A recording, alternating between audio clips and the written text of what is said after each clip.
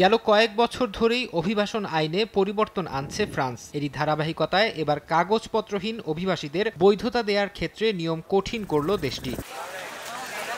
অনথিভুক্তদের নিয়মিতকরণের শর্ত আরোপ করে গেল বৃহস্পতিবার একটি সার্কুলার জারি করেন ফরাসি স্বরাষ্ট্রমন্ত্রী ব্রুনো রোতাইও। নতুন নিয়মে নিয়মিতকরণের জন্য ফ্রান্সে ৫ থেকে ৭ বছর বসবাসের শর্ত আরোপ করা হয়েছে। আগে ক্ষেত্রবিশেষে ৩ বা ৫ বছর হলেই আবেদন করা যেত।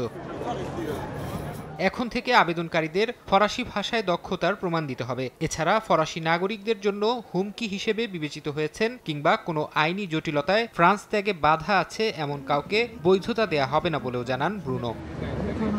২০১২ সালে ফ্রান্সের তৎকালীন স্বরাষ্ট্রমন্ত্রী ম্যানুয়েল ভালস অনথিভুক্ত অভিবাসী কর্মীদের সহজ পদ্ধতিতে দেশটিতে নিয়মিতকরণের একটি ব্যবস্থা চালু করেন। এর নাম দেন সার্কুলার ভালস। এই পদ্ধতিতে প্রতি বছর দেশটিতে প্রায় ৩০,০০০-এর বেশি অনিয়মিত অভিবাসী নিয়মিত হতে পারতেন। তবে অভিবাসন বিশেষজ্ঞরা বলছেন, নতুন জারি করা সার্কুলারে প্রবাসী বাংলাদেশি অভিবাসী কর্মীদের জন্য বৈধতা পাওয়া কঠিন হয়ে যাবে।